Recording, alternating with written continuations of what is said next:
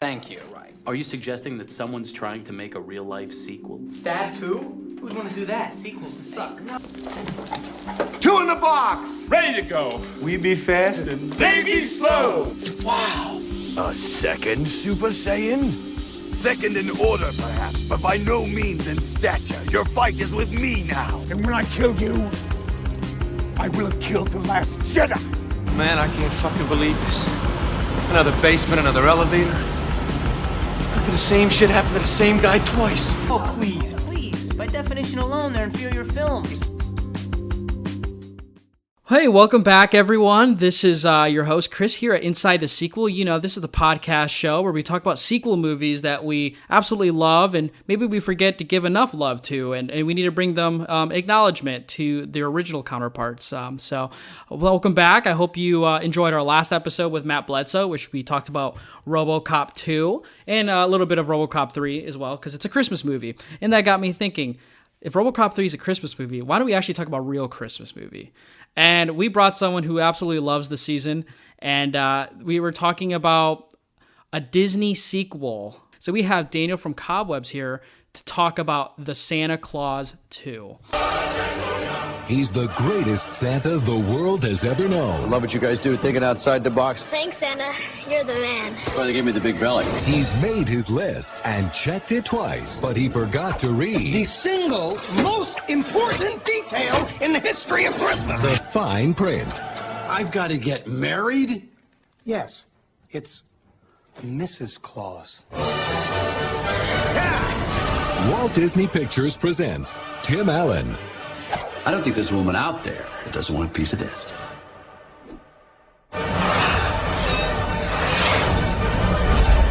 The Santa Claus 2. But Daniel, you're on here for the second time, and I'm so excited to have you. I can't remember how many times I've been on your podcast, so I'm sure everyone's very familiar with our relationship. Exclusively romantic, of course.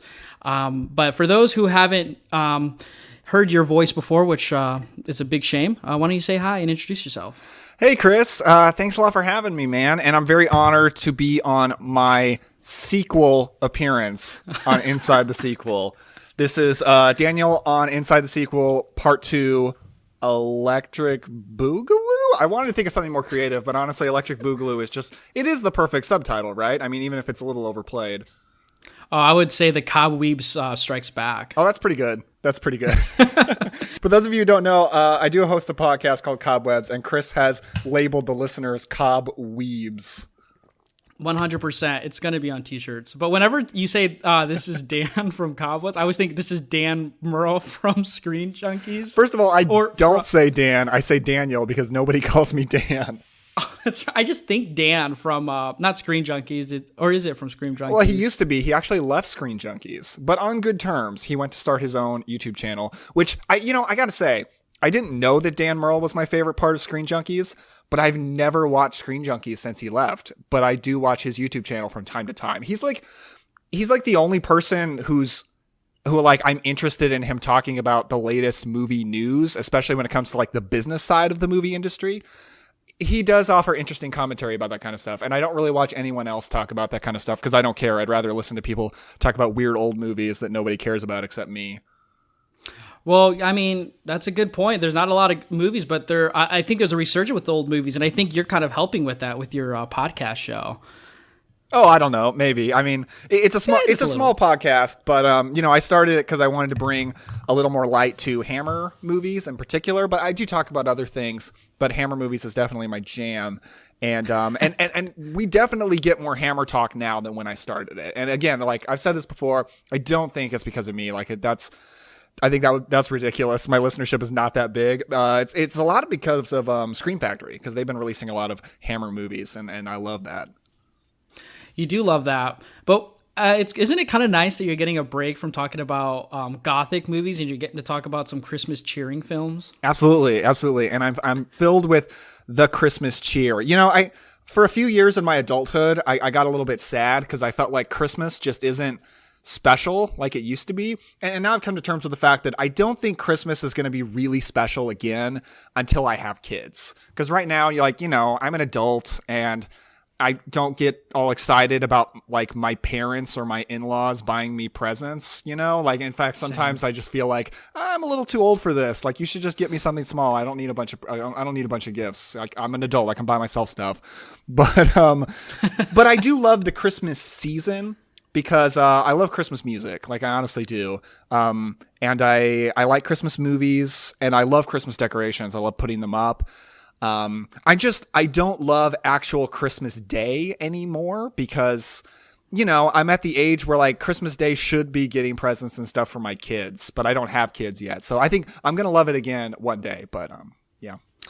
That's really interesting. I think I'm at that point now where I look at the masses, maskless masses, and rushing to get Christmas presents, and I'm just over here, a 24-year-old, being like, capitalism is ruining Christmas, you know? Just, like, ever since like what, the 1950s, probably? Probably. I don't know. I've been feeling more like Christmas used to actually be my favorite holiday, but then at some point Halloween overtook that. And then the older I've gotten, the more I felt guilty about getting gifts. So I'm kind of with you at that point. I always ask for underwear and socks for Christmas. Well, you do like very expensive underwear. So very silky, very soft, very revealing. Yeah. Yeah. Do you remember in college when you would start playing Christmas music in like November, and then we would just like off switch days where we're just playing Christmas music and it just kept going and going? I do start listening to Christmas music in November, especially this year. I was tempted a bit in October because it snowed at one point in October where I live. And I was like, I just want to listen to Christmas music. Actually, that night, my wife, Stephanie, and I, who's been on your show before, to talk about a Disney sequel, Incredibles 2, another Disney sequel. We watched Krampus that night because, like, yes, it's a horror movie. I can watch it in October, but it's a Christmas movie and it's snowing outside. So it just felt right. Yeah, shout out to you for bringing Krampus to my life. I was so late to the party with that movie, and you kept talking about it. And when I bought it, I really liked it too. It was a really good time. I'm surprised we didn't get like another Krampus movie. I know we got like some low budget, like straight to DVD ones, but I really like that first one. Yeah, well, the director, Michael Dougherty, I never know quite how to pronounce his name, Dougherty or something like that. Or Dougherty. Yeah. He also made Trick or Treat, and that's another movie that is so ripe for a sequel and hasn't gotten it yet. Like, they keep saying it's going to come out, but I'm starting to feel like it's like Avatar 2, where I'm like, is it going to come out? Or Black Widow even. Are we going to see Black Widow? Like, Disney, chill with all these TV show announcements. You've already made Black Widow. Just let me watch that. But no, apparently not. Yeah, we're living in a backwards world now where HBO Max is the #1 streaming service, and it's dropping all these insane movies all at once with not telling anybody. And then Marvel is announcing all these things that we don't know if are going to come out. It's so weird, you know? It's just a weird time. Well, HBO Max is the top streaming service because they released an American Pickle. You can't beat that. They have quite a few selections of kaiju Godzilla movies, so that's why they're #1 in my book. Oh, very nice, very nice. They have like a whole TCM section, and you can watch like a lot of classic film on there. So yeah, I respect them for that for sure. Yeah, TCM. It's a good channel I used to watch a few times next to AMC. Yep, the Texas Chainsaw Massacre channel. Yep. Yeah, TCM too. We'll have to talk about that at some point. Well, that's a Christmas movie because it's about family. 13 years ago, audiences across America were horrified by the savagery of a faceless killer. In the wake of this bizarre rampage, he vanished. Now, after more than a decade of silence, he has come out of hiding. Texas Chainsaw Massacre 2, The Buzz is back, directed by Tobe Hooper. Right? Yeah, but aren't all the Fast and Furious movies about that too? Yes, which is why I actually just watched the original Fast and Furious the other day, and I still love it. It's great. It's so good. Yeah, I honestly wish, and I like the new Fast and Furious movies. In some cases, I love them. But I'm like, I want you to take it back a bit. Like, let's go back to basics. Let's chill. Like, they say they're going to go to space. And I'm like, I don't need that. Honestly, like in the original one, they're stealing DVD players. They should be stealing PS5s now. I want a Fast and Furious movie about Dom and the gang stealing PS5s. But that's not going to happen. That would be awesome. It'd be the perfect Christmas caper for sure. Yes, a Christmas Fast and Furious, or a Fast and Furious Christmas. That's much better. How is that not actually a thing yet? I that wish. it feels like it's ripe for that. Yeah, I want to see them around a tree opening gifts. I want to see Dom wearing a Christmas hat. That's right. Drinking a Corona, watching Mia and everyone open their gifts. You can drink any eggnog you want as long as it's a Corona. Yeah, why did we get more race wars? That's what I've always been upset about. That's why I jumped off the franchise after 3 movies. No race wars. Dude, I love it when in the original when Paul Walker's like he's been told by his cop boss like you got like 3 hours to bring this guy in or whatever. So it goes to Dom and he's like, "You're involved in something and I want in." And Dom's just like, "Come to race wars. Let's see how you do. Then we'll talk." And I'm like, "Oh, he's only gonna bring him in if he's gonna win race wars. All right." That movie's so good. I it's like one of those. I just love that movie. Have you seen Point Break? Point Break, with like Keanu the Keanu Reeves one. Mm-hmm. Yeah. I mean, Fast and Furious is basically a Point Break remake, which is great. Yeah, I watched the first 3, so it was Fast and Furious and Tokyo Drift. Those are the only other sequels I've seen. I didn't even see Fast 4, I guess would be the next one. So, and from then on, I never watched any of the other ones after that. Oh man! But it's kind of impressive that a franchise like that in today's film world that we're getting so many sequels to a franchise like that, and it's like beloved. You know, I don't feel like we've gotten anything like that in a long time outside the horror genre, maybe, and the Mission Impossibles, I guess. Well, yeah, Fast and Furious is a very rare action movie franchise nowadays. Like, you've got Mission Impossible, you've kind of got James Bond, but my God, they wait a long time in between entries. It's ridiculous. And then you got Fast and Furious. So, yeah, those are kind of the big action movie franchises. And outside of that, you get superhero movies. Except it seems like you're not going to anymore. It seems like superhero movies are going to become superhero streaming TV shows. So I wonder if action movies are going to kind of replace superhero movies like in the cinemas after this quarantine thing chills out. That would be very interesting. That is very interesting. I could see that taking place. You just put big name actors inside these action movies, and I could see that. I don't know. It's weird with superhero movies because on my podcast I do plan on talking about non-MCU superhero movies because I just love those, but. With the new Disney announcements for all these things, it is weird. I feel like Disney kind of overheard a bunch of people saying, like, I'm done with the MCU. I'm fatigued after Far From Home. And they were like, well, we still got to make money with this property. So they're like, the CW's been doing it for a long time, so why can't we get a piece of that pie? I think they are trying to get a piece of that pie, but I don't think they're worried about their audience because, I mean, Endgame and Far From Home, well, Endgame's the top movie in the world. And Far From Home made a ton of money too. So, they haven't had a flop yet. So I don't think they're worried about that. I guess they're moving to streaming because of the pandemic, I guess. But, I don't know. I'm a little confused about that. I'm wondering why they're not going to kind of hold their ground. And because the vaccine is coming. And after that, maybe movie theaters won't go back to normal, honestly. I don't know. This is too big a conversation for me, honestly. Does Disney know something we don't know? There is no vaccine. I don't know. They knew something we didn't know because they knew that the Santa Claus needed a sequel, and they gave us one in 2002. That's right. What's the better movie out of 2002? Is it Spider-Man or is it Santa Claus 2? Holy crap. Or Fellowship of the Ring as well. Or was that Two Towers? I can't remember. But the Santa Claus 2. Do you remember when you watched that movie? Oh, no. I've seen the Santa Claus 1 and 2 ever since I was very, very young, especially Santa Claus 1. Like, that was one of the movies that I watched over and over and over again when I was a kid. Yeah, okay. That's what I was... Yeah, I don't think... The Santa Claus 2 was a late bloomer one for me. I didn't really watch that growing up. I've always watched the first one because that's the only one we had on VHS. I think I watched the second one when it was on the Disney Channel. If you remember the Disney Channel, they put on Christmas movies all the time. I've heard of the Disney Channel, yeah. Yeah, I don't know if it's on Disney Plus or not. Yeah, but that's how I watched it. I never actually owned it until I got the Blu-ray in the trilogy set, which I would put right next to trilogies where the third one doesn't really hold up, with like the Godfathers and then the RoboCop trilogies and then the Spider-Man trilogies. That third one just doesn't. Well, the Godfather might be a little asterisk. I kind of like that third one, but that's where I would probably put the Santa Claus trilogy. But that second one, man, I'm glad you wanted to talk about it because it is like I've seen that movie like maybe once or twice. I really haven't seen that one as much as the Santa Claus because I really wait for Christmas Eve, Christmas Day to watch the original, and it's like, okay, now I'm done with Christmas movies after the 25th. So it's like I really only get that first one in, and then I don't watch the second after that. Okay. Yeah, the first one, it for a while I thought maybe, well, this wasn't the case when I was a kid, but I mean as an adult, I thought maybe I liked the second one better. But that's really just because, and we'll get into more specifics, but there's one particular scene in A Santa Claus 2 that is I think the best thing the Santa Claus series has ever offered.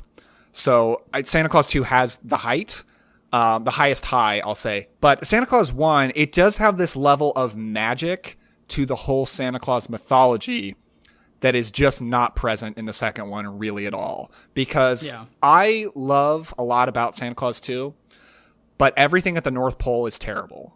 And that is not the case with Santa Claus 1. There is some stupid BS in the first one, undoubtedly. But the whole Santa Claus mythology is treated with this magical reverence. There's beautiful music. The North Pole looks very pretty. The elves are sort of treated in almost like this reverential way, like they're these little angels, except for the elves with attitude, of course. They're little devils, aren't they? But it's a lovely place. And in Santa Claus 2, it is green screen bullshit, undoubtedly. Yeah, we watched the Christmas Chronicles 2. Do you know? And I'm trying to forget it. Yeah, well, this movie with the North Pole really reminded me of that too. And I'm like, they seem like the same North Pole. Yeah, well, they're both green screen bullshit and really bad green screen. And you can obviously see that a bunch of actors are standing in front of a green screen. And I understand some movies can do green screen well. Like, those last two Avengers movies, Infinity War and Endgame. Too much CGI, sure, but it's good looking CGI for the most part. Endgame, it's a little spottier, but I think especially Infinity War, it looks really, really beautiful. But if your green screen is not like perfect, it's gonna take me out of the movie, man. And this one's pretty bad. Yeah, with Christmas movies, I don't know. I feel like practical effects are like a mainstay for Christmas movies. You know, they should be like fun and cheery and heartwarming movies where you use practical effects and you bring actors and real people into these movies to make that magic feel good, which I think the first movie did a lot really well, except a few scenes like when he's going under the rooftop. And I think the best parts, like you said in the second one, are, which we'll talk about not just yet, but I don't know, like the parts where he's in the human world and not in the North Pole, everything is with real people, real actors everywhere, and it looks great. It just looks pretty, you know? Well, you know what Christmas movie has the best practical effects, right? John Carpenter's The Thing. No, it's not a Christmas movie, but it does take place at the snow. That's true. Yeah, I was going to say, you listened to Nathan's YouTube video where he talks about The Thing as one of his Christmas movies. We're talking about The Thing. Oh, Ennio Morricone's score just transcends this film. Holy shit, this film is just amazing. Practical effects, John Carpenter's direction, Kurt Russell's performance, everyone's performance in this film, the grotesque practical effects, everything about this speaks just how joyous this film is for me. Oh, you know what? I didn't make it to that, actually. I'm sorry, Nathan. I didn't finish that video. I need to get on it. Here's my big thing, though, about the Santa Claus 2. So the first one I like, it just has because it came out in 1992, I think, or no, 1994. Yeah, and it feels like such a early 90s, like, I don't know, it just feels like that early 90s magic from Disney, which I really liked because they had that Disney Renaissance. But they took 8 years to make the second one, which I was surprised by. I was like, man, that took so long. And it just, in the early 2000s, I feel like Disney, with their movies, I don't feel like it was a really high point. And I feel like some parts of that leak into the Santa Claus, but then somebody, luckily within that boardroom, was like, well, we got to keep a lot of that good stuff from the original, and it works really well in the second. But I was really impressed because I totally forgot they basically bring everyone back for this sequel, which I think was a really smart move. Like, they brought Charlie back and he's a lot older. I actually really like Charlie in the movie because it's the same actor, and they bring Neil and everyone else, and I don't know, it feels like a reunion, and I kind of like that. I like that too. Yeah. And that's one of the strongest parts of this movie, is that the cast comes back. And I agree. I really like Charlie in this movie. I mean, he's just, I mean, I could see you being a little bit annoyed by him in the first one, but, you know, when I first saw the Santa Claus, I was Charlie's age. So, you know, I see myself as Charlie, except I didn't believe in Santa. My parents never tried to get me to believe in Santa, so I never did. But anyway, but the actor is good in this movie, and I actually like the direction they took with him. They made him an interesting character where he could have not been, you know? Yeah, I totally know what you mean. I think his screen time is a lot smaller in this movie than it was in the first movie. Mm-hmm. At least it feels like that to me. But each time he's in the movie, it means like you have to pay attention, you know? That's what I like when he's on screen. It's like something is going to happen. It's going to progress the story of the movie more. I think just the actor is just really good for him. Like, I've always been synonymous with like my inner childhood being that Charlie from the first movie, you know?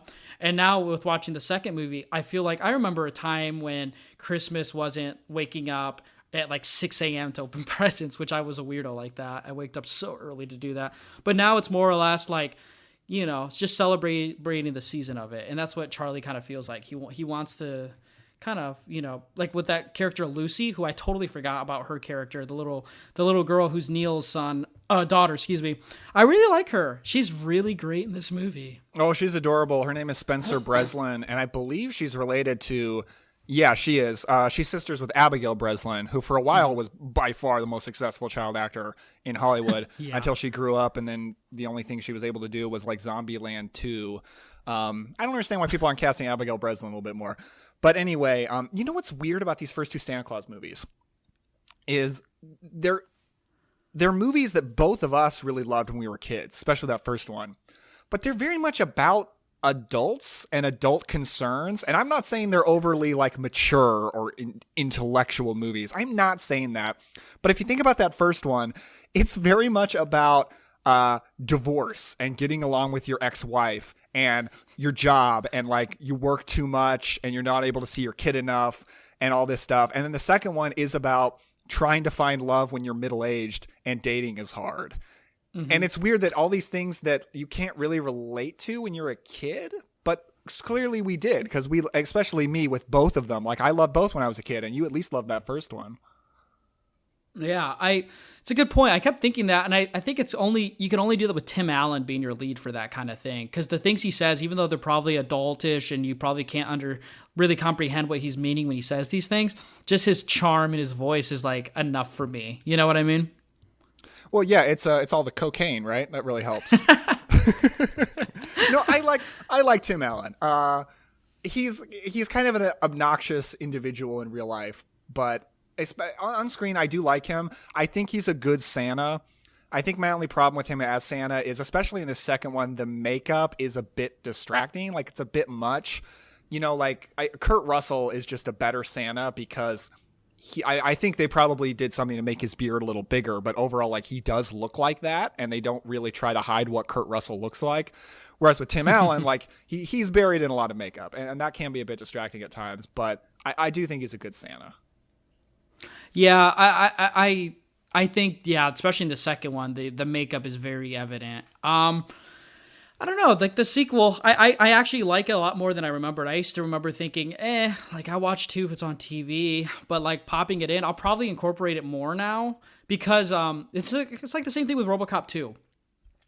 It just feels like it expands the original movie more, you know? It just, even though it's 8 years more, it feels like a continuation in the long overarching story of Tim Allen's Santa Claus. And I like sequels that do that because I like being invested in these worlds and in these people's worlds. And I really care about Charlie and Neil and everyone else. And I just feel like the second movie rewards you for enjoying that first movie because it's 8 years ago. But like, I'm trying to think, Tim Allen's wife and Neil, or ex-wife and Neil, and they remember that magical time in that first movie, and they reference it, and they're so supportive of him in the second movie, and you're like, this feels natural. Of course they would be supportive of him, for after 8 years of him being away from his family and being Santa, he's, they've cared about him, and I like that. It just feels so much more invested. Yeah, I'm totally with you. I also really like that, his ex-wife and her husband they are like a family, an unconventional family. But Scott Calvin, who's Tim Allen's character, he is very much a part of that family, even though he's the mom's ex-husband. I believe the mom is named Laura, and then you've got who's played by Wendy Cresson, something like that. And then you've got Judge Reinhold as Neil, the psychiatrist. And I don't know if you agree with me, but I think Judge Reinhold is the MVP of that first movie. He is so funny. He's so great. He's my favorite part of that movie. He's not the MVP of the second one. We'll get to that. But the first one, love him in that movie. Yes, him and Charlie's like just their conversations are always the best. And I just love when he's like giving Scott his card and he's like, you should call me sometime. And just like, I don't know, just like, yeah. Okay. So in the second movie, the banter between Scott and Neil is just, it seems like they picked off right where they left off with that first movie. And I love that. Well, they have a better relationship in this movie for sure because, Scott was a total dick to Neil in that first movie. And Neil, for the most part, was just a nice guy. Like, he's not really dishing it back. He just wants to get along. But, Scott's just like, oh, this is my ex-wife's husband. I hate this guy. But I do like that their relationship has evolved. Neil is definitely goofier in this second one, though. He's much more overtly comic relief, whereas in the first one, he was funny, but he was like more of a real person. I don't know. Do you think I'm on track with that? Yeah, he was also the engine behind getting Scott to realize like the marriage is over. Like the best thing you can do is be a part of Charlie's life. Like he was definitely the engine behind a lot of events in that first movie, 100%. And in this one, I mean, they still acknowledge he's a psychiatrist. He's mostly just he's still supportive overall. He's always been more like on Scott's side than maybe even like, I don't know, like see his ex-wife. I feel like they argued a lot in the first movie, but like Neil was always kind of like okay with Scott going against her wishes to see Charlie, Mm-hmm. Yeah, and in the first one, they even got a restraining order against him. That was intense. That's another like kind of like adult thing that they deal with in that first movie. It's kind of weird. Is this why we're all messed up now? Is because we were indulging in these... that's why the divorce rate is so high now. We all grew up watching the Santa Claus. So here's my overall thoughts on the Santa Claus 2. I find this a very interesting movie because it's a movie that I like half love and half hate. Because I think everything in the real world in this movie, pretty much everything, is great. Is like really, really good. Because my favorite thing about this movie is like, it's kind of a mature, well-done romance between two middle-aged people. And I find that a strange thing to find in a Disney sequel from 2002, but I do think it's here. But everything on the North Pole, I think it sucks so bad. I hate it. It's not just the bad green screen. I hate Toy Santa, plastic Santa that they create, because ultimately... the plot of this movie is they figure out, oh shoot, we need a Mrs. Claus. Santa Claus has to marry or the Christmas magic is going to go away and he's not going to be able to be Santa Claus anymore. It's really something that they should have realized a long time ago, but they did not. And now he has like a few days to find a wife. So they create like a toy clone of Santa, which is a baffling idea that this little Curtis, played by Spencer Breslin, who I think is also related to, no, not Spencer Breslin. What is Yeah. That's his name. You know what? I lied. Lucy was played not by a Breslin. Curtis was played by a Breslin. I'm so sorry. Spencer Breslin is Curtis, the elf. Anyway, apparently he has the power to create life.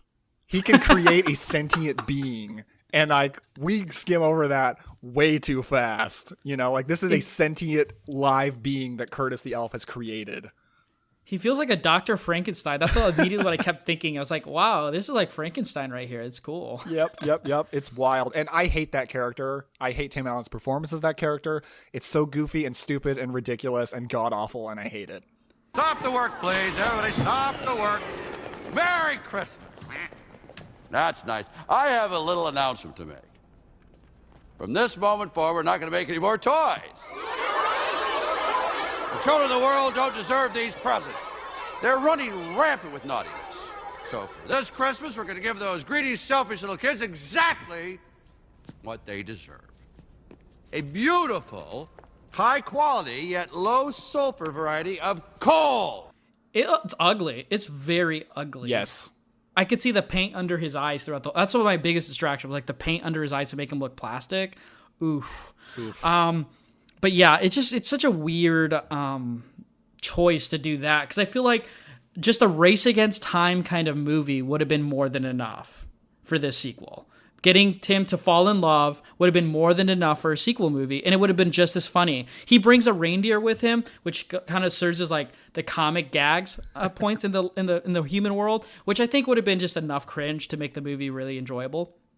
But I don't know why they bring out a second plot, unless they really wanted to catapult Curtis, the actor that plays him, into a very successful actor, because he has a lot of screen time. And I know he's also in the Cat in the Hat live action movie too, and I can never forget him in that. And you get a lot more Bernard in this movie, and I really like Bernard in the first movie and his relationship with Charlie. In this movie, you don't get too much of Bernard and Charlie. It's just kind of separate. It's like Scott Calvin's son in the North Pole, and then Scott Calvin's son in the real world. It feels like, kind of, in a way. But there's some parts of the North Pole I did like. Like, I like the parts where he's acknowledged, like, the different beings of the holidays are with him. Like, you get the Easter Bunny, the Tooth Fairy. Like, that's just kind of fun. Like, it's definitely for the kids, but I kind of enjoy it. And I also love seeing Peter Boyle return from the first movie, but this time as Father Time. I really like that. I also like the acknowledgement of, like, him saying, hey, I'm not going to be Santa if I don't get married. And they're like, oh, but what do they say? Christmas cheer has been up 85% since you've taken the job. And I'm like, that feels kind of like politics in a way. I kind of like that. Feels like corporate stuff. Yeah. Yeah, I kind of like that. I don't know why. It makes me feel like this world is so much more better than like before Scott became Santa. And I don't know. I those are the parts I like. But boy, why do they make Toy Santa read the rule book and then like get Cole as like, I don't know. I just don't get it. It just doesn't make any sense to me. Like, it doesn't at all. And then he builds toy soldiers, which I did some research. Apparently those were real costumes that they made people wear, and they were really heavy and uncomfortable, apparently. So people had to suffer for those god-awful scenes with the toy soldiers, which makes me annoyed. But I don't know. It just feels weird. It feels like somebody just wanted to push technology or be like, let's make the movie a little bit longer, because this is the longest one of all the Santa Claus movies. I don't know. Fun fact. I love what you pointed out there, and you're so right. This movie does not need a villain. It's not necessary. Santa trying to find a wife in enough time is more than enough plot. Like, that first movie doesn't have a villain. Like, the conflict of that first movie is that Scott Calvin turning into Santa is in conflict with his real life. And what does he do about that? And how does he, and it's especially in conflict because he wants to have a relationship with his son, but the rest of the world is not okay with him becoming Santa. So that's a problem. And that's enough. And this first movie has enough plot too. I don't need a villain. I kind of hate it when family movies, especially, introduce a villain character when it's unnecessary, because I'm like, this is just a family movie. Like, we don't need someone trying to kill anybody. We certainly don't need a toy Santa wearing like a Stalin-esque fascist uniform and becoming a fascist dictator in the North Pole. Like, not necessary, not good, not entertaining, not good in any possible way. But I do love all the human stuff in this movie. It's really great. Yeah, I'm wondering if Trumpies would like be watching the Santa Claus 2 and be like, you know what, Toy Santa's got some good points. You know what people like better than freedom? Order. And Toy Santa brings order. That's right. They've been breaking a lot of rules there. It's like a HR nightmare at the North Pole, apparently. Yeah. Christmas cheer is down 15%. You know, I kind of like some of the references though in the North Pole. Like Tim Allen, like he's basically, because he's Buzz Lightyear and it's a Disney property, or Pixar at least. He's like, he's like, what does he say? Like, you're a strange little man when he's like Toy Santa and to like elves. I'm like, that's a Toy Story reference. And he's like having his tool belt like from Home Improvement. Like, I didn't notice those things in the, like when I first watched the second one, but like the second definitely rewatch, or third rewatch, I guess, for me, it's like I started to catch these things and I like them. I think the Santa Claus 1 and 2, because I think they really coincide well with the message, is I like how even though Scott Calvin is divorced, it really shows like the importance of like getting along and being an adult about these, like, divorce, and like trying to incorporate yourself in like your kid's life, because it shows in the second one, especially if you're absent, your kid is gonna outlash basically towards everyone. And Charlie comes out and says, like, I can't talk about my dad, and I don't see you enough because it's been freaking 8 years since I've seen you. We don't know how many times he's come in and out, but with Scott realizing he needs to, make decisions and stuff. I really like that. It's a good message that sometimes you need to pause from work to spend time with your family. Yeah, let me ask you this question. Do you think it's stupid, or do you think it works that the problem Charlie's having and the reason that he's kind of a troubled youth, that he's in and out of trouble at school, is that he's an artist who won't stop graffitiing on school walls? Like, do you think that's kind of dumb and it should be something more realistic, like, I don't know, pot or something like that? Or do you think that that's good enough? I don't know. I think the graffitiing is kind of annoying. Like, that's why he's getting in so much trouble for graffiti. But at the same time, he's doing artwork that's gonna call out his principal. Like, he's making her like anti-Christmas, and like Scott is such a big part of his life and literally is Christmas. I could see that kind of working. I don't think his punishment should be that severe though. Like, she runs a tight ship there, Elizabeth Mitchell. Yeah, I think it's fine. Like, I don't know. It's I mean, he's a really, really, really good artist, but I guess it's just his way of maybe getting attention from his dad, because some kids, they act out just so they can get attention from their parents who are a bit absent. And maybe also that he's kind of lashing out against the principal for being anti-Christmas. It's a way to especially get his dad's attention. But I think now is the time that we have to talk about Elizabeth Mitchell as Principal Carol Newman, who for me is the MVP of this movie.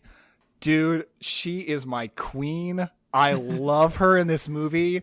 She is so, first of all, like, she's ridiculously beautiful, but that aside, like, I think she is so good in this movie, and I think she legitimately has like fantastic chemistry with Tim Allen, and I love their romance, and I love this character. I just think it's great, because, like, I don't know, it could be a stupid trope that, like, she's like the icy businesswoman and she just needs the Christmas guy to come in and melt her heart. And I mean, that's like the plot of so many god-awful Hallmark Christmas movies, which is its own discussion on its own. But I just don't think it comes across like that. Like, I really feel like she feels like a real person, and she doesn't, even though like she's icy in the beginning or whatever, she's never a bad person. And she always, like, anything she does that's quote unquote like makes her less appealing to the audience or anything, it's really just because she cares so much about the kids at that school, and she cares so much about her job, and she takes it all very seriously. And it's never treated as a bad thing that she takes her job so seriously, and that she is a career woman. And she just she really feels like a real person to me. And they just have so much chemistry. And when I said that this movie is the highest high of the franchise, the whole date scene, from when he shows up at her house to say if she wants to get noodles to the end when they're kissing under the mistletoe, that is my favorite thing in this franchise. That whole sequence is so good. Oh yeah, I wish Tim Allen took me on a date and treated me like that. Like, it's so magical. Sleigh ride with snow falling, and you talk about your childhood issues with him, and he listens and he cares. Hell yeah, dude! All on the first date, no baggage. Just get it all out there. I really like her too. No, I agree. I think she works a lot more as I'm an adult now. Like, I can understand that relationship, and I can also understand the having to work, like, she's an educator, and I can only imagine how hard of being a principal can be in a public school. So any criticism of thinking like she's a bad person, or like, she needs the icy heart melted, I think she's just doing her job, and she's doing it pretty well. Like, she talks about it like she's running a public school that has limited funds, but is like one of the top public schools in the area. I'm like, that's a huge feat in its own. That's the big villain of this movie. It's the lack of funds towards education, because she can't even afford to put Christmas lights up because everything's having to go to the school. That's right. The real villain is the United States military budget that's sucking up all the money. It's going towards Santa's army in the North Pole. Oh, that's right. Secretly. That's right. She is great, and I did notice, like you said, that's a great way to say it. The highest of the highs. boy, if like there wasn't a second or a third, but they put in the romance of the Tim Allen stuff in the first movie as well, good God, it would have been an amazing movie. But yeah, I feel like I'm torn because it's like, this is such great stuff happening, but then it cuts back to what's going on at the North Pole. Each scene, it's just cut back to each one. And I'm like, why are we having to do this? You know, it's such an infuriating thing. I think she's such a, I don't know how to say it. I just love how she's kind of going back and forth with Tim Allen in the movie, where he's like being nice, but she's honestly being like in the real world, and she's like, this isn't some fantasy that you're living in. I love that kind of chemistry there. Yeah, they have great chemistry. If I'm going to talk about the romance in this movie, I've got to give a shout out to my buddy Adam Risky at the F This Movie podcast, because he is very much in agreement with me. In fact, he was the first person that I've ever heard talk about this movie positively, or even talk about this movie at all. But he likes this movie for the same reasons I do, for Elizabeth Mitchell mainly. And he always talks about the moment when they're back at her place and she like closes the curtains and like rolls over the top of the couch onto the couch. Yeah. And he's just always like, that is the hottest thing I've ever seen. Because she's like, it's very much like, oh, she wants Tim Allen. Like, they're going to bone if he just doesn't say he's Santa. But he ruins it and he says he's Santa, so they don't get busy. And that's very depressing. Who would have thought saying you're Santa is the biggest female repellent? I kept thinking, is it Santa Claus needs to get a wife, or is it like, do we need it? It's been 8 years and we need to get Santa laid. Santa just needs to get laid, man. No, I think it's actually the wife, but it's probably partly the laid thing as well. Santa's backed up down there. Her transition throughout the whole movie is awesome to see. Like, she's like all business, running this tight ship, and then like having comical gestures with Tim Allen because he's ridiculous, and then to her kind of noticing that he's a lot more than just the Christmas guy, but like then she becomes like giddy and like really goofy and fun with him at her place. And you know, I like seeing that transition of her. You know, it feels like we're progressing with this very quick relationship, and I like it. Well, we got to remember that one of the reasons I think she starts treating him more favorably is he loses weight and his hair degrays. It's like when he first shows up, he's like half Santa, so he's fat and he has like a gray beard, and then by the time they start chilling out, like his Santa look is gone and he just looks like Tim Allen, which is a decently attractive, normal looking middle-aged man. So, and he's over 6 feet tall too. I've got to get this off my chest. Here's something that's always bugged me about this movie. So I'm going to jump to the end for a second. They get married. He turns back into Santa. And I'm always like, she didn't sign up for this. She didn't sign up for a guy that looks like this, who's like big and fat and has a giant white beard. Like, she signed up for Tim Allen, which again, attractive, normal looking, middle-aged dude. That's who she married. That's not fair. Yeah, that's so weird. And she's totally cool with it. And then at the end credits, where she's dancing while the credits are rolling, she doesn't look real. She looks like she has makeup on. Looks like they're putting her like yeah, she looks like she's wearing makeup and they're putting her slightly in a fat suit. And I'm like, why does she have to be like just as big as Santa?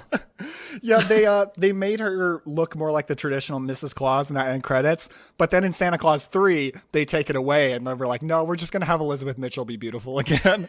But Tim Allen's still fat. I feel bad. Like, I'm not, oh God, I don't mean to fat shame or anything like that. I'm just saying that, like, she didn't know this was what she was marrying into. You know what I mean? Yeah, he peacocked her for sure. He made himself look like so attractive and desirable. And then he's like, just kidding. I'm actually Santa, big and jolly. Sometimes I think like, okay, so she agrees to marry him, even though like they've barely known each other and it's going to change her whole life. Like, she's got to live at North Pole now. But the last time I watched it, I was thinking, you know what? The real world is not that great.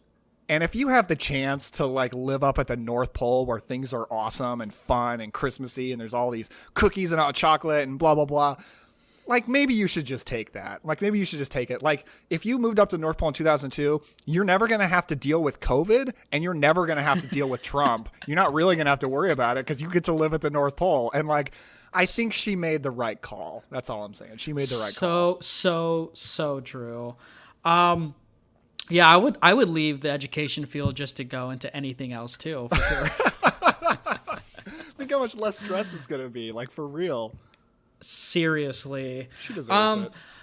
One scene I really liked, like it could be kind of like people could be like, oh, this is so like corny and like over the top, like aw moment, but I really like it. I like when Lucy is with Charlie and Scott Calvin comes down the chimney as Santa, and Charlie explains to Lucy that that's Uncle Scott. And I just love that scene so much. I just it reminds me so much of like being a kid and being happy about things, you know? Yeah, that kid is ridiculously cute. Anything she does is great. Yeah. It's one of those low-key moments where I'm like, oh, this movie is worth it for these kind of scenes alone. I was so confused, though, with the reindeer. Like, is that Rudolph, like the punky little one who has a hard time landing in that god-awful chase scene to leave the North Pole? No, so that reindeer has a name that is the most like stereotypical frat boy douchebag name. Do you know what it is? It's Chet. That reindeer is named Chet. That reindeer is some real Chet energy right there. He kept making human noises, and I'm like, what is this reindeer? Did he get dropped or something? And I don't know. It's just weird. It is weird. The reindeer in this series, they look pretty ridiculous. The CGI is not too bad, but the reindeer are not my favorite part of these Santa Claus movies for sure. Yeah, I kind of wanted Scott Calvin to, instead of having his reindeer eat chocolate, I wanted him to give it booze like Arnold Schwarzenegger did in Jingle All the Way. That's right. Amen. By the way, the kid who plays Charlie, his name is Eric Lloyd. I looked into it. He's not related to Jake Lloyd, unfortunately. I was like, is it the Lloyd brothers in these classic Christmas movies and the Phantom Menace? By the way, do you think it's a little sus that like they're bringing all these prequel people back in new Disney Star Wars stuff and they're not bringing back Jake Lloyd? Like, shouldn't they do something with Jake Lloyd? Okay, yeah, it is a little sus. I've had no problems with Jake Lloyd growing up. Everyone's like, Anakin, and then it's like, but Jingle All the Way too. Like, I think he's great in both things. I really like him. Poor kid. Wouldn't it be wild if they made like an Anakin prequel? I don't know how old Jake Lloyd is now, so I'm not sure if it would be like pre-Attack of the Clones or post-Attack of the Clones and just have Jake Lloyd play him. I mean, like, it would be a real stretch. We'd have to all like put our heads in a different, less realistic space because like we have to accept it's not Hayden Christensen, but that would be crazy. I would be so down to see it. I need him de-aged, that's for sure. We need to see the post years where he's just having wet dreams about Padme for 10 years before Attack of the Clones. Honestly, Jake Lloyd's energy in like the early 2000s, late 90s, like I mess with pretty heavy. Like I just watch him and I'm thinking, this poor little bastard has no idea that adult men are going to get mad at him for no reason other than him being in certain movies. Yeah, I heard he kind of became an asshole, but like you can't even blame him because he just got persecuted like crazy. Like the same with the guy Ahmed Best who played Jar Jar Binks. But he is coming back. I don't think it's as Jar Jar Binks. He's going to be like hosting some, I think like Star Wars trivia quiz show that like kids are going to be on and stuff on Disney Plus. Oh. That makes me happy. And like he had a statement that came out when he signed on for that and he said like, you know, no matter how hard it was to take like the bullying and the abuse from Star Wars fans for years, he said it was always the kids that made me feel better because Jar Jar Binks was for the kids and they all loved me. And I was like, oh, that's so sweet. That does my heart good. That is sweet. I just wish we could have got like between episodes 2 and 3 Jar Jar Binks like political thriller on Disney Plus. Yeah, why not? Why not? Where he's like it takes place like for a small section of Attack of the Clones where it's just his decision process of whether or not to nominate emergency powers for Palpatine. And he's like having all these like committee meetings where they're like discussing the pros and cons of should we nominate him for emergency powers? And Jar Jar has to deal with yeah, sounds great. Sounds great. I love democracy. I love the Republic. I would watch that so quickly. That would be like the perfect place to like bring Brian Cox into the Star Wars universe, and he's like this other senator who's like debating with Jar Jar Binks about what to do. Sounds good, right? I do love some Brian Cox. But no, the Santa Claus 2. So I actually thought I wasn't going to enjoy it very much because I don't remember really caring for it much at all. But upon rewatching it, I actually think it's pretty good. I think take out the Santa stuff. And, you know, the Santa stuff is awful, sure. But at my age, I guess, right now, I don't know. I'm very patient enough. I'm just like, this is the part where I check my phone, I guess, when the movie's on. Oh, but yeah. then, like, put it down, you know? And then I start watching it more. So I think the Santa Claus 2 for a sequel for me is like what I want it to do. It expands on the first one and also rewards you for loving that first one. I'm with you. And I gotta say, I think it's one of the better Christmas movie sequels. Because the only Christmas movie sequel I can think of that I like more than this is obviously Die Hard 2, Die Harder, which so underrated. By far the second best Die Hard movie. Really great. Rennie Harlin, he's my man. Love that one. But other than that, I can't think of any Christmas sequels I like better. Because like, what else? Home Alone 2? I mean, that's just a carbon copy of the first one. Home Alone 2 is like kind of useless to me. Like, who needs it when Home Alone 1 exists? Do you have like, I should have asked this earlier, but do you have like your Christmas slate movies, like your staples? Because I really don't. When it comes to Christmas movies, I really kind of just for sure have to watch Jingle All the Way and the Santa Claus, and now the Santa Claus 2 and Krampus for sure. But I don't know. Do you have like staples you have to watch? You still like Jingle All the Way? Yeah. Okay. I liked it when I was a kid. I can't mess with it anymore. I don't know. I watch a lot of. I think a lot of my Christmas movie watching is a little bit governed by Stephanie because she just cares more than I do. So I just kind of watch what Christmas movie she wants to watch. Although if she wants to watch like one of those kind of Hallmarky type of things, like I can't do that, and she's fine with that. She doesn't expect me to watch those with her. But let's see. I tend to always watch, and I sound like a hypocrite because this is a little bit Hallmarky, isn't it? Even though it isn't technically. But I do love the 12 Dates of Christmas, which is a TV Christmas movie starring Amy Smart, and who I love, and Mark Paul Gossier from Saved by the Bell. And I love that movie. It's a Groundhog Day ripoff that just she has to relive Christmas Eve over and over. And I just think it's really cute. And Amy Smart and Mark Paul Gossier, they have really great chemistry. And it's a sweet romance. So I like that movie. I tend to watch that every year. I watch A Muppet's Christmas Carol every year because I love it, man. It's my favorite Christmas Carol. I don't care what anybody says. I love it so much. And then yeah, and then other than that, it's just like whatever I feel like watching. Like the other night, we watched A Christmas Story, and actually, that's a movie like The Santa Claus I used to watch over and over again when I was a kid, but I hadn't seen it in years. Christmas Story holds up, man. By the way, if anybody wants to hear some really great discussion on A Christmas Story, they should check out the Film Feast podcast with Matt Bledsoe. They just released an episode on both A Christmas Story and It's a Wonderful Life. And that's some good Christmas movie discussion. I do love It's a Wonderful Life. I don't think I watch it every year because I probably just don't want to overdo it, but I do really, really love that movie. Yeah, I don't know. Christmas movies aren't always my cup of tea. I don't know. I feel like for me, Christmas movies are like, I don't know. It sounds weird, but like movies that have like snow, maybe not even exactly like Christmas, or they're like franchises like I grew up watching a lot as a kid, because the Christmas season for me reminds me of like being happy as a kid. So I want to watch movies that made me happy as a kid, even though they might not be Christmas movies. You know what I mean? Yeah, I tend to watch Star Wars movies around the holiday season and that really started because of 2015. Other than Solo, they released every Star Wars movie with Force Awakens on in the Christmas season. So now, and like I have all these special memories of going to see the Star Wars movies around Christmas in theaters. So I watch Star Wars movies around Christmas now. Yeah, no, same. Christmas movies, Lord of the Rings, Star Wars, in superhero movies too. My God, I don't know what it is about superhero movies that I love watching in December. Interesting. Like which ones? The X-Men, the original 3 X-Men. I don't know why. That's a damn solid trilogy. I don't care what anybody says. Those are good. Yeah, and the Christopher Reeve Superman. Nice. I love watching those during Christmas because Christopher Reeve is just such a heartwarming human being. Like it's like he's like the season of Christmas. At least he was. Yeah. Plus the Superman theme is like every bit as like powerful and iconic as like any classic Christmas song. You know, so like you just hear like the Superman theme, you just get pumped up and you feel good about the world. And you feel good about truth and justice in the world. That's what you should feel around Christmas time. And you got the Fortress of Solitude, which is all ice. So there you go. Very true. Very true. Here's my thing, though. Are you as passionate about Christmas though as Molly Shannon is in the Santa Claus 2? Maybe, but I'm not as passionate about Shania Twain as she is. Oh, yeah. We almost didn't talk about that scene, and that would have been a crime. I kept thinking she would have been the perfect woman, but then she said she likes country, and I'm like, eesh. Shania Twain, baby. Yes, she does.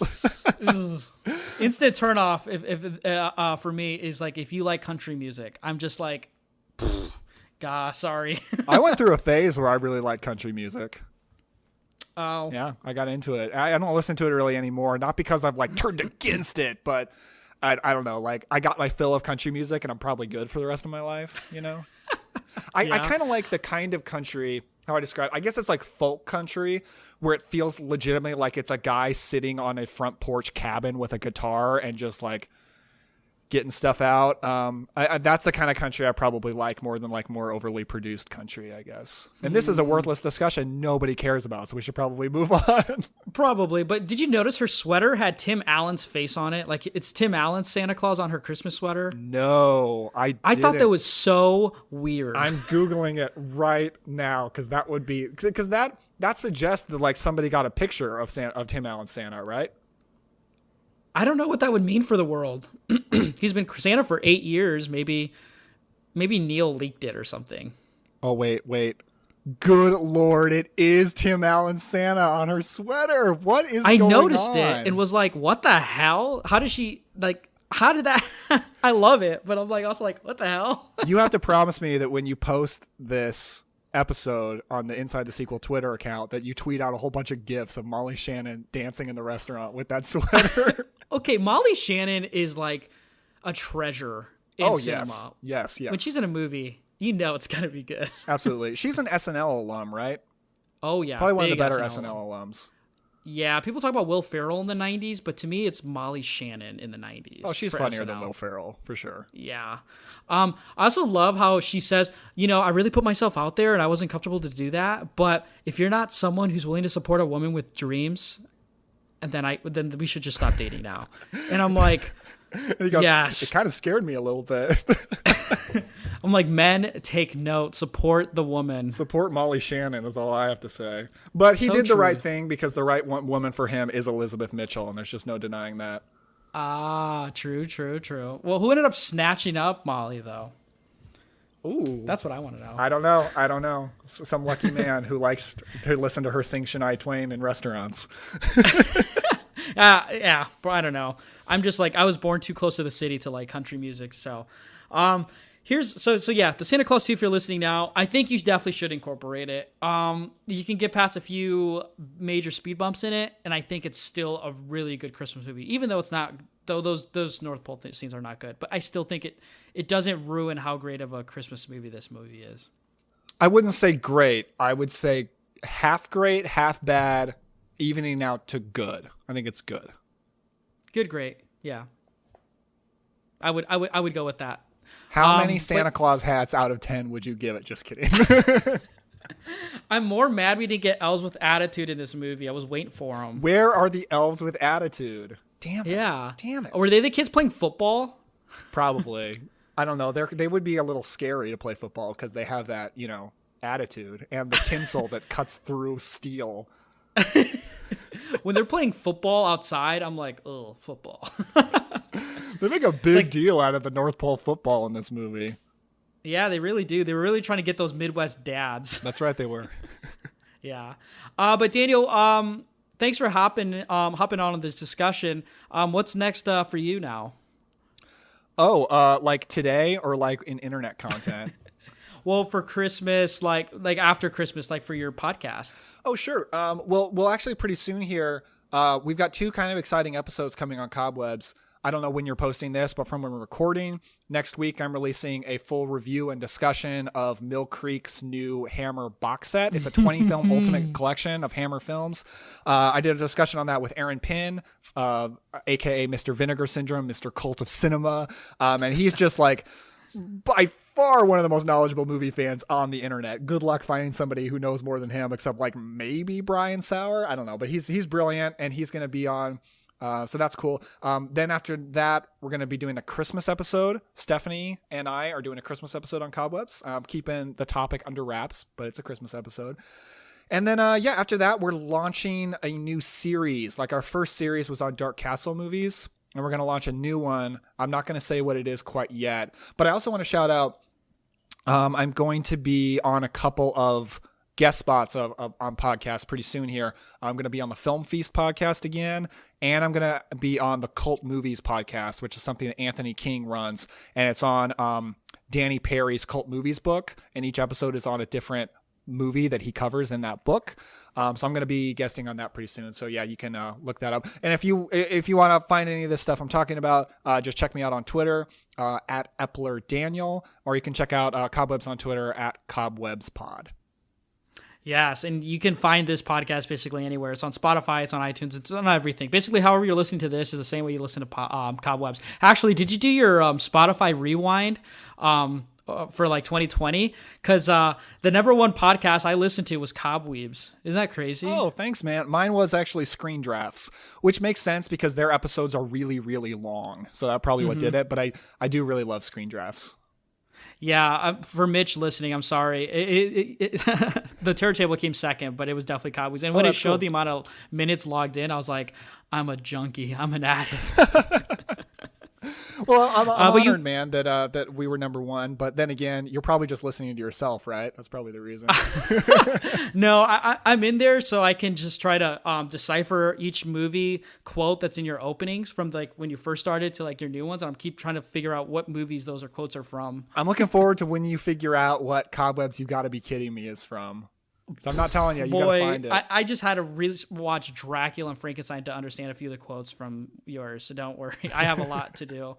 But you just made it to 50 episodes, which is a big deal. So that's pretty sweet. Yeah. In about exactly a year and a half, we did 50 episodes. Thanks so much for being on here, Daniel. And I hope you had a good time on here talking about Christmas movies. It's not going to have any cobwebs, but I'm sure it was a breath of fresh air. Oh, it was lots of fun, man. I really enjoyed it. Thank you very much for having me, as always. You can follow us on Twitter at Inside Sequel. You can also email the show at sequelpod@gmail.com if you'd like to be a guest on the show. Honestly, just drop a DM and I'll probably check it out, and we can probably collab on something. You can follow me at Hertastic_Cris, and you can check out the YouTube channel at Hertastic Reviews. And all I have to say for folks that are listening now is if you haven't seen the Santa Claus 2, do you really care about movies? Anyway, we'll see you next time.